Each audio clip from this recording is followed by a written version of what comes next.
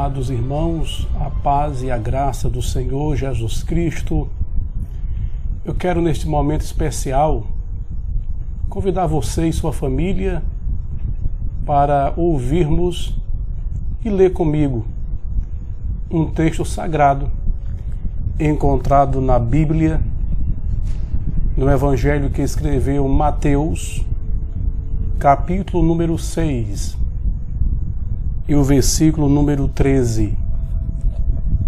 Diz assim: E não nos deixes cair em tentação, mas livra-nos do mal, pois teu é o reino, o poder e a glória para sempre. Amém. Antes que eu discorra algumas verdades sobre esse texto, eu quero fazer uma oração a Deus em favor da sua vida e da sua família. Vamos orar? Amado Deus, Pai Santo, em nome de Jesus, nós entramos em Tua presença pela oração, para pedir ao Senhor uma bênção especial sobre todas as famílias, sobre todas as pessoas que nesses dias vivem momentos de medo, de pavor, pânico, e precisam, ó Deus, de um consolo do Teu Espírito, precisam ser fortalecidos em sua fé e na confiança nas promessas que Tu nos fizestes através da Tua palavra. Abençoe a todos nesta cidade, em todo este mundo, para a glória do Teu nome. Amém. Pensando um momento aqui sobre o poder da oração, o poder da intercessão, o poder de falar com Deus. O texto que nós lemos esta noite, nesse momento tão especial que estamos aqui juntos, um texto registrado pelo evangelista Mateus, em um momento em que os discípulos do Mestre Jesus fizeram-lhe uma interrogação, ou melhor, fizeram-lhe um pedido que Jesus os ensinasse a orar. Alguns pensadores dizem que Jesus, ele não ensinou nenhum dos seus discípulos a pregar, porém, Jesus os ensinou a orar.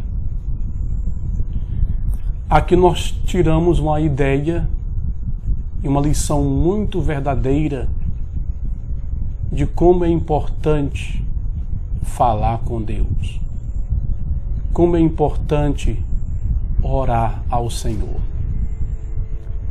Os discípulos conheceram e reconheceram suas necessidades, suas carências, de entenderem realmente como deveriam falar com Deus de uma forma que esta oração fosse ouvida e atendida pelo Senhor. Agora eu chamo a sua atenção para exatamente esse texto do capítulo 6 de Mateus, o versículo 13, pois o mesmo faz parte de um corpo inteiro, de um momento de ensino que Jesus dava aos seus discípulos, como deveriam ser as bases da oração.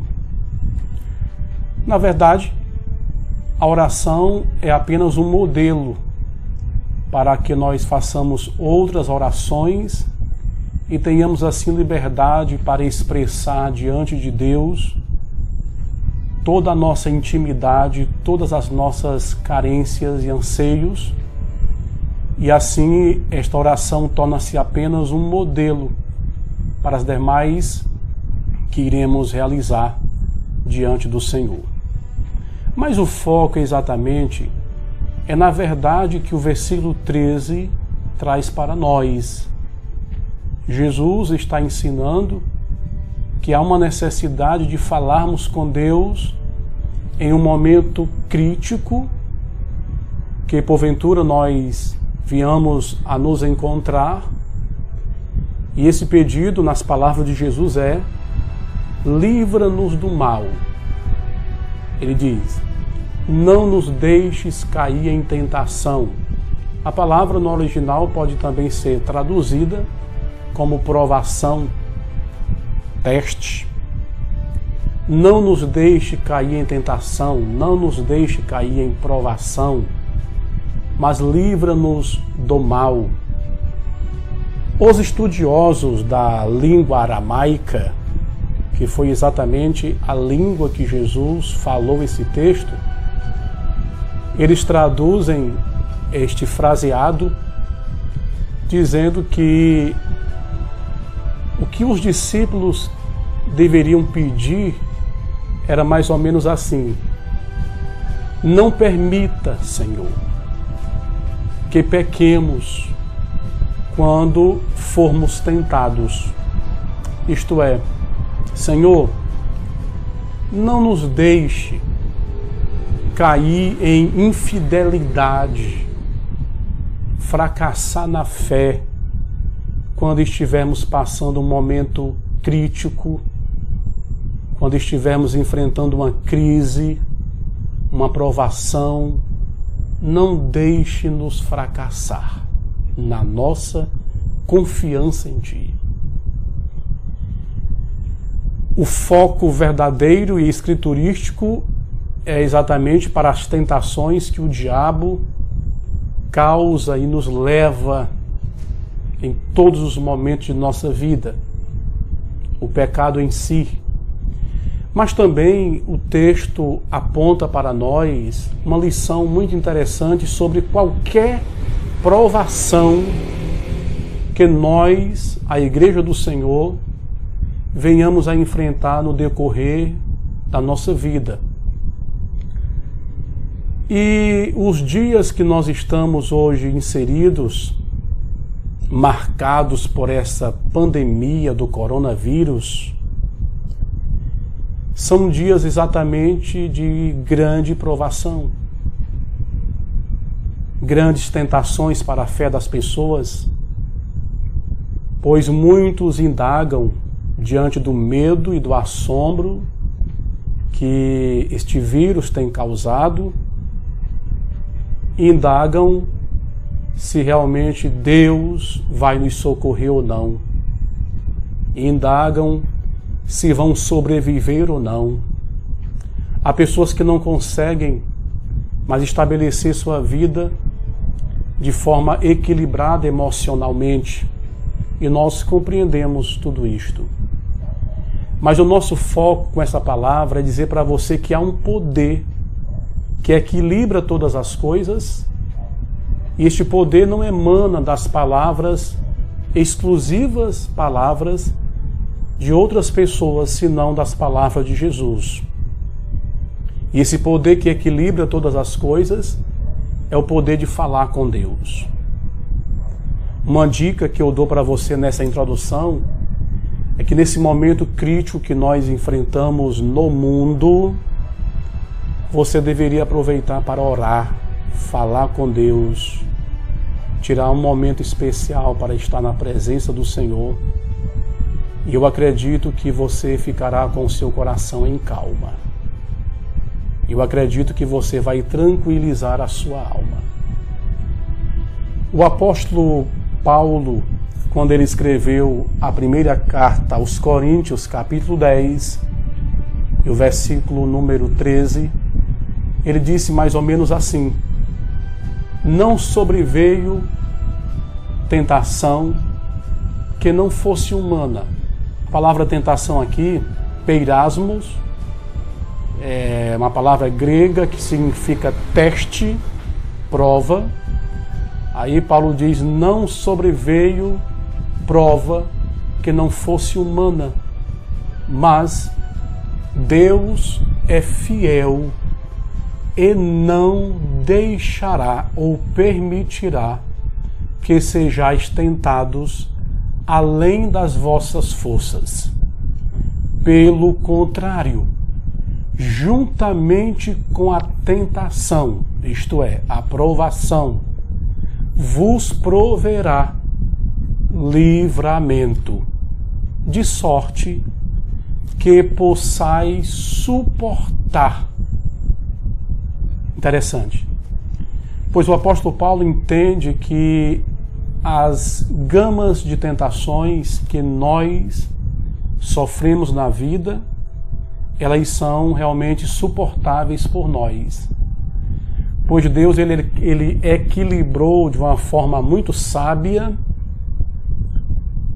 todas as formas de tentações, provações que viriam sobre nós, de um jeito que cada um pudesse suportar.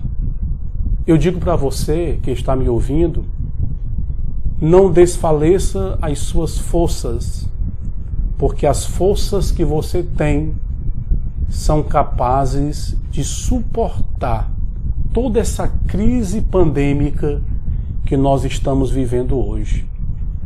Eu digo para você, pai de família, mãe de família, irmão em Cristo, irmã em Cristo, fique firme em Cristo Jesus, busque nele esta força que já está em você e você com certeza suportará e juntos passaremos esta crise e do outro lado cantaremos uma vitória muito grande.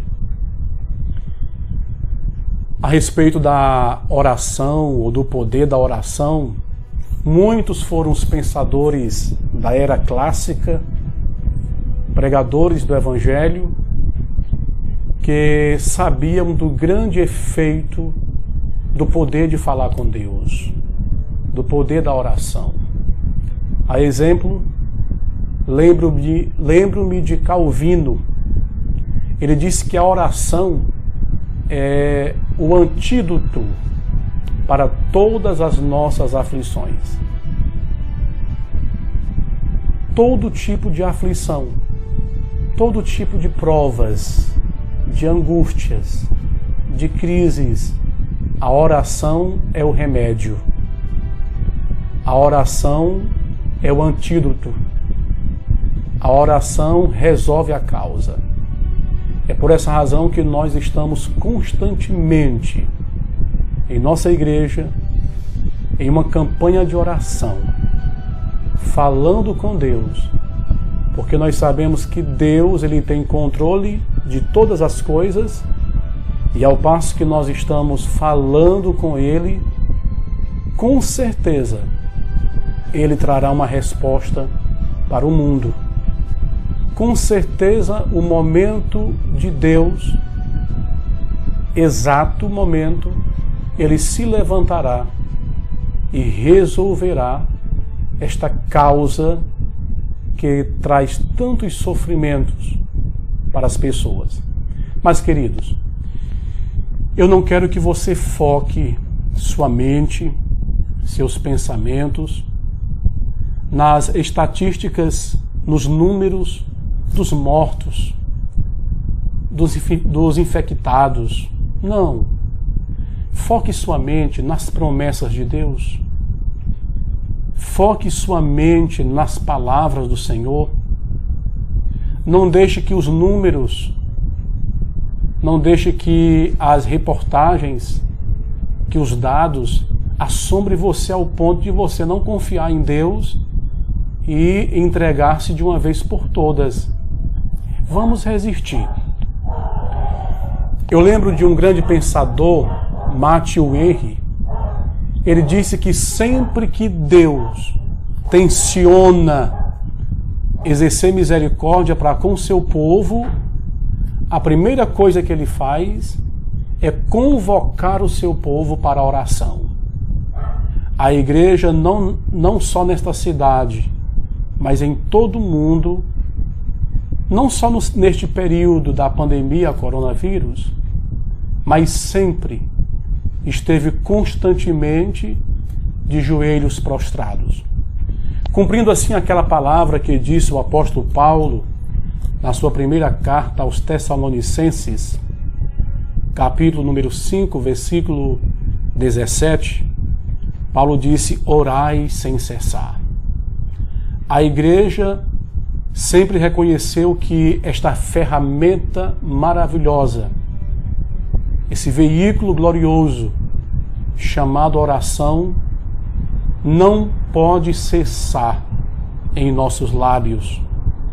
Oramos constantemente, foi a oração da igreja que fez com que ela enfrentasse, suportasse todas as crises, sejam elas perseguições, doenças e outras coisas mais que a igreja, no decorrer da sua história, enfrentou. Foi a oração que trouxe a resposta de Deus, o livramento de Deus.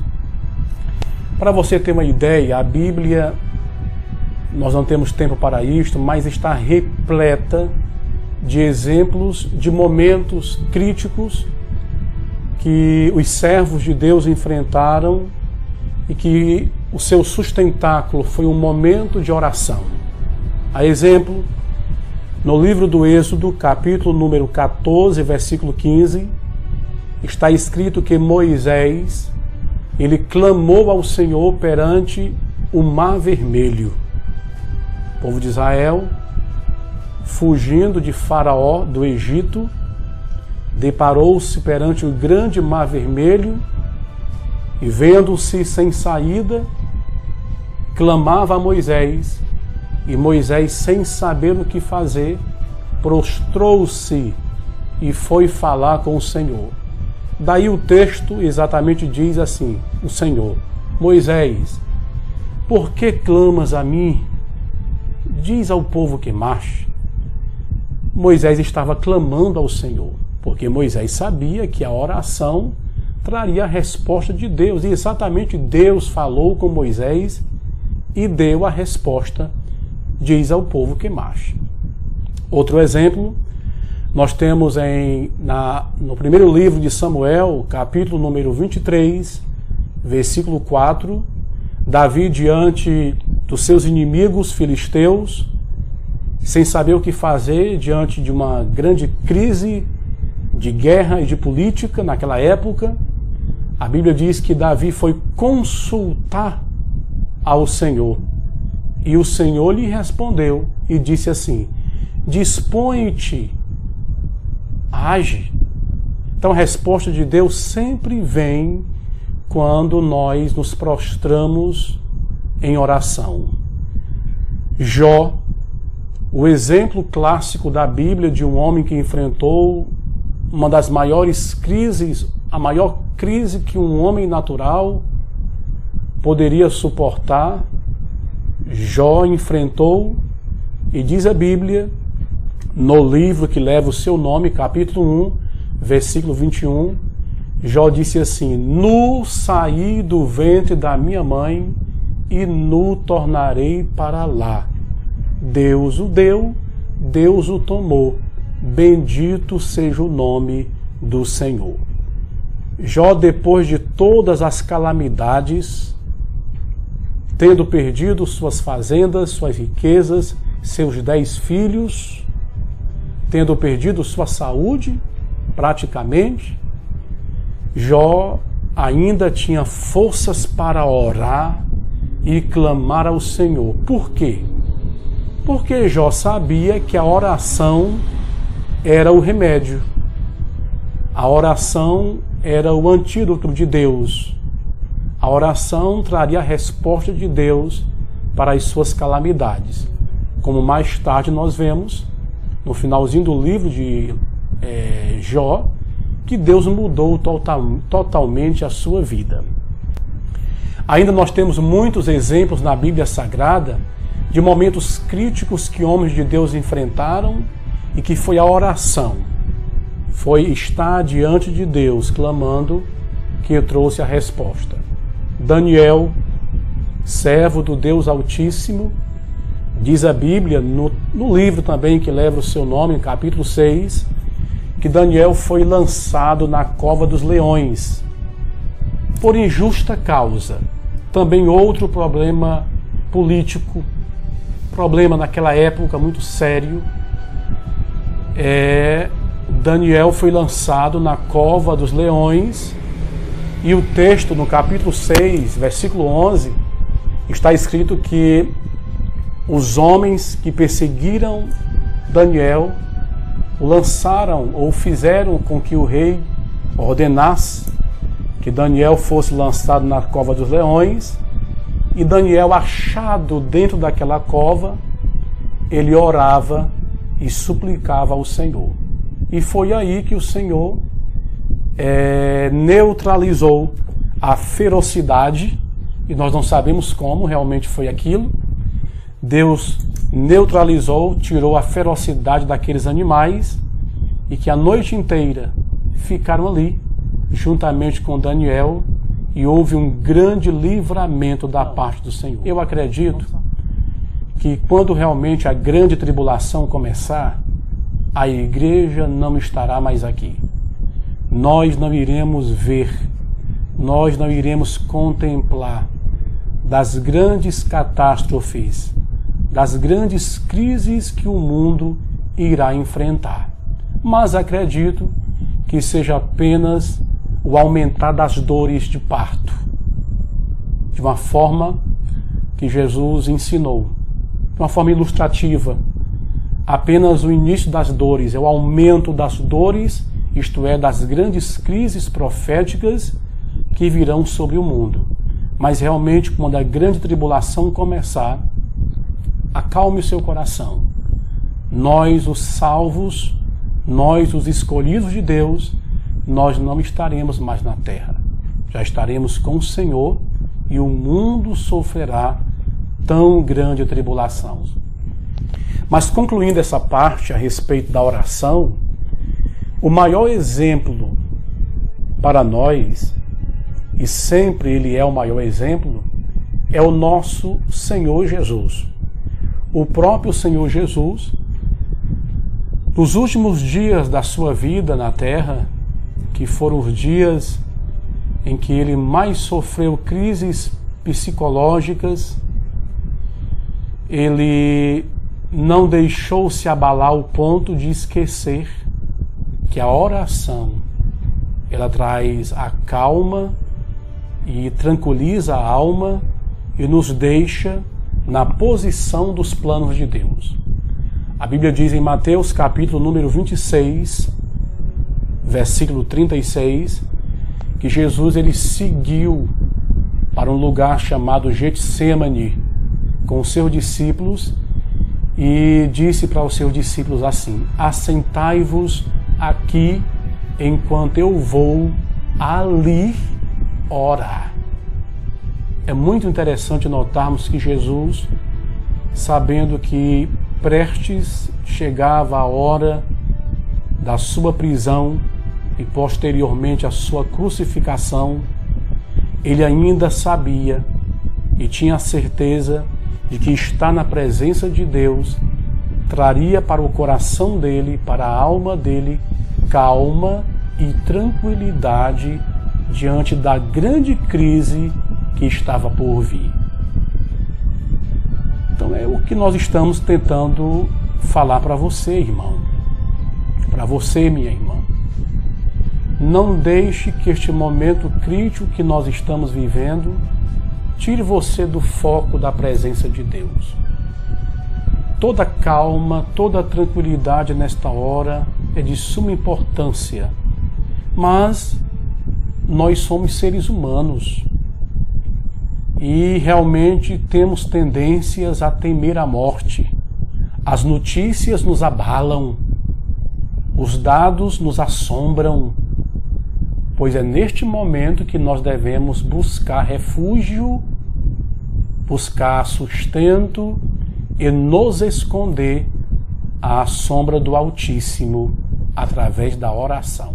Mas recomendo você que não é crente a entregar a sua vida logo para Cristo, porque a promessa bíblica não é dos pastores, é da Bíblia, é que Ele arrebatará, isto é, tirará de súbito, de surpresa, a sua igreja, os crentes fiéis da terra, para que não passem pela grande tribulação que há de vir sobre o mundo.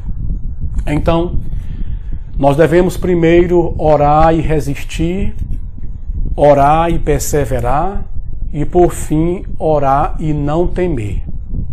Eu concluo esta palavra dizendo as palavras proféticas do profeta Isaías. No capítulo 41 do seu livro, versículo 10, ele diz assim: não temas, porque eu, o Senhor, sou contigo. Não te assombres, porque eu sou o teu Deus. Eu te esforço e te ajudo e te sustento com a destra da minha justiça. Esta é uma promessa para os que servem, para os que confiam, para os que buscam ao Senhor Jesus. Guarde seu coração, fique tranquilo, fique tranquila. Deus tem tudo sob controle.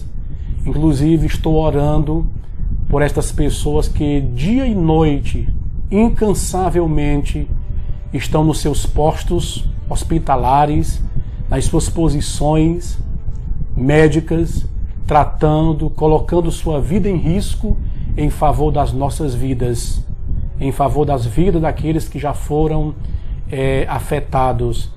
E conclamo a igreja que ore por estes profissionais da saúde.